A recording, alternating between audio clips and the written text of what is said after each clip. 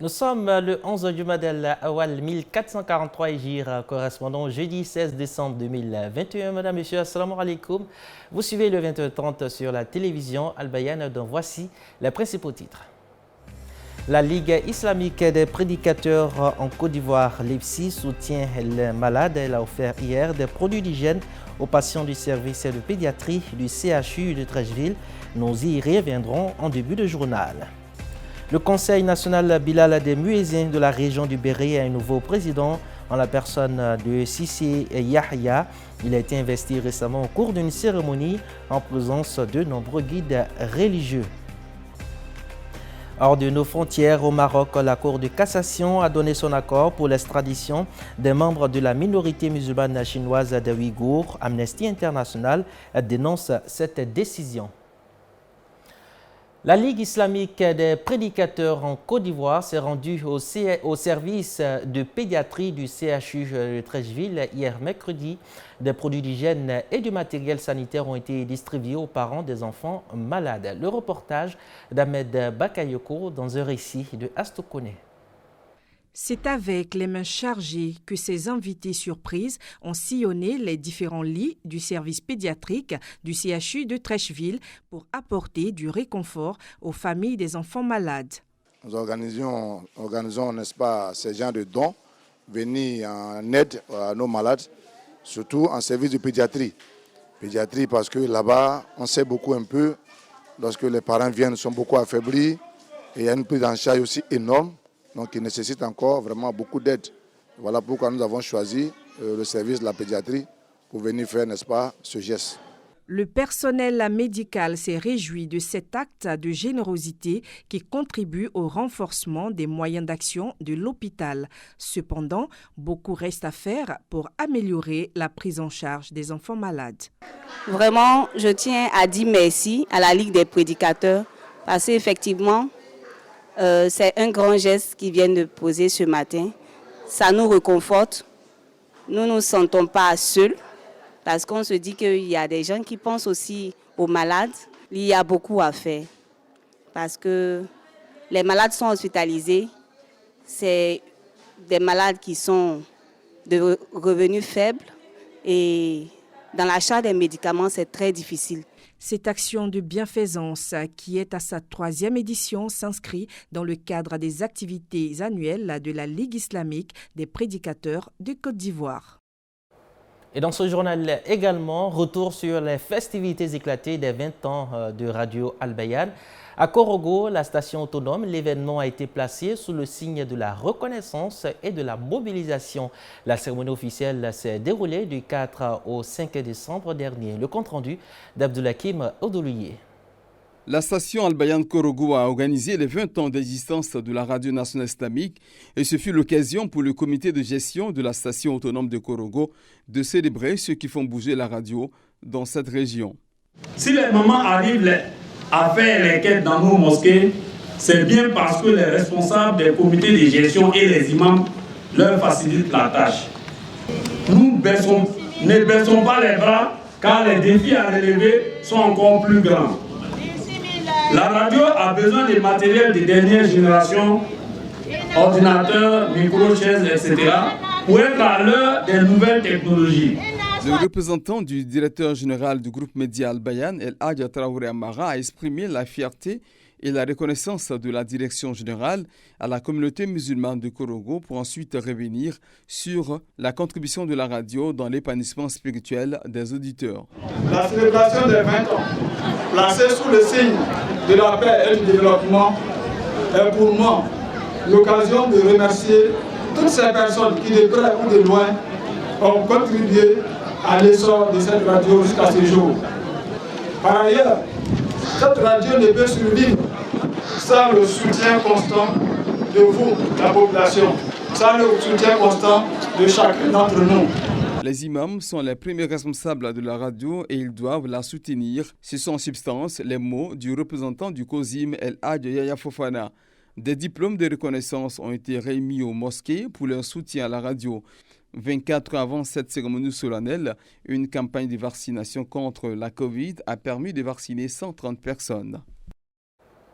Je l'annonçais dans les titres, Cissé Yahya est le nouveau président du Conseil national Bilal des muezzins de la région du Béret. Il a été investi le 20 novembre dernier en présence des autorités religieuses et administratives de Mankono. Retrouvons encore une fois Abdoulaye Modoulouye.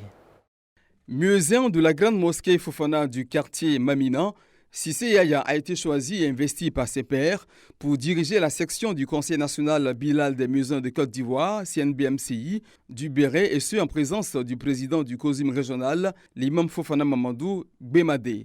Parrain de la cérémonie, El Hadj Wagbema Tambla a invité le coordonnateur du CNBCI, Cissé Yahya, à être disponible pour ses membres. Je remercie infiniment le Seigneur, le Très-Haut, le Miséricordieux par excellence, et tous ceux qui ont eu l'intelligence nécessaire et suffisante de nous désigner. Et j'invite tous les cadres du Béret, à s'impliquer, à rendre notre conseil régional fort dynamique, à épauler les jeunes frères. J'invite tous les cadres ivoiriens à s'impliquer davantage dans la chose musulmane. Le Conseil national Bilal des muezzins de Côte d'Ivoire est rattaché au COSIM et a pour objectif de participer à la formation et à l'encadrement de ses membres, a déclaré son président national, Douada Diaby. Il importe quand même de porter à la connaissance de l'Assemblée que le COSIM a dégagé les moyens pour que viennent de toutes les régions de Côte d'Ivoire les muezzins et des imams pour participer aux travaux. Rappelons que le Conseil national Bilal des muezzins de Côte d'Ivoire, CNBMCI, a été créé le 4 mai 2018. Retour ici à Abidjan, 2 jours après l'atelier régional de réflexion sur la question de la traite des êtres humains en Afrique de l'Ouest. L'heure est à la restitution des travaux. Les principaux acteurs opérationnels de la lutte ont donné une conférence de presse ce mercredi à Cocody pour faire le point de cet atelier, nous dit Ahmed Bakayoko. Ils étaient 4 à répondre aux préoccupations des journalistes à l'issue de l'atelier de coopération régionale et de redynamisation des accords en matière de lutte contre la traite des personnes. Après 72 heures d'intenses travaux, des solutions se sont dégagées pour permettre aux pays de la CEDEAO de contrer ces fléaux qui minent le continent africain. On a réuni les unités opérationnelles. Donc, c'était plutôt des propositions de bon sens pour améliorer certaines éléments. On peut dire des stages d'immersion, c'est-à-dire des expériences communes, c'est-à-dire des policiers de la Côte d'Ivoire qui vont au Ghana ou vice-versa, et pour partager les quotidiens. Les conclusions de ce diagnostic ont également permis de s'accorder sur les actions à proposer pour traduire sur le terrain l'esprit des dispositions juridiques. Sincèrement, je suis très optimiste. Si on améliore l'entraide judiciaire, ça peut vraiment aider à ce que, justement, obtention de preuves, l'extradition, donc on peut vraiment aider très concrètement sur ces questions-là. Au niveau national, le comité de lutte contre la traite des personnes conduite par Mme Tano Rosalie rassure quant à l'implication de la Côte d'Ivoire à protéger l'intégrité des Ivoiriens. Le ministre elle-même, hier, particulièrement dans son adresse, elle a insisté sur la nécessité de la mise en œuvre et elle a dit qu'elle suivrait ça de très près. Moi, particulièrement, j'ai été interpellée pour la mise en œuvre. Notons que le projet d'appui à la lutte contre la traite des personnes s'articule autour de 4 composantes, à savoir la consolidation institutionnelle, opérationnelle et des actions préventives, l'application des lois, la protection des victimes et la coopération régionale. Avant de terminer ce journal, parcourons ensemble les faits marquants de l'actualité internationale. Nous irons en République démocratique du Congo, en Éthiopie, au Mali, puis au Maroc. Une synthèse de 60 secondes concoctée par le bureau de la VOA Afrique.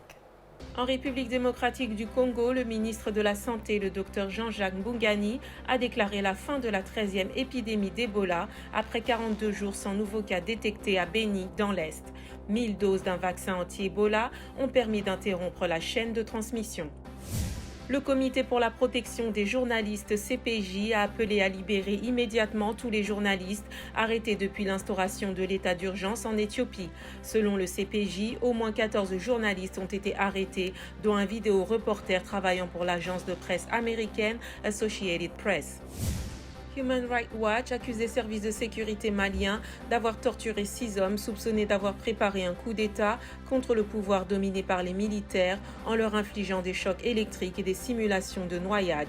L'ONG réclame l'ouverture immédiate d'une enquête impartiale et une mise à pied des accusés. Au Maroc, la Cour de cassation a accordé l'extradition d'un Chinois, membre de la minorité musulmane des Ouïghours. La semaine dernière, des experts des droits humains ont conclu que la façon dont la Chine traite les Ouïghours relève du génocide, déclenchant la colère de Pékin. Et voilà, c'est ici que prend fin cette édition. Merci de votre aimable attention. Rendez-vous sur nos plateformes digitales, le site web albayad.info, la chaîne YouTube, la page Facebook et le compte Twitter. À demain, Inch'Allah.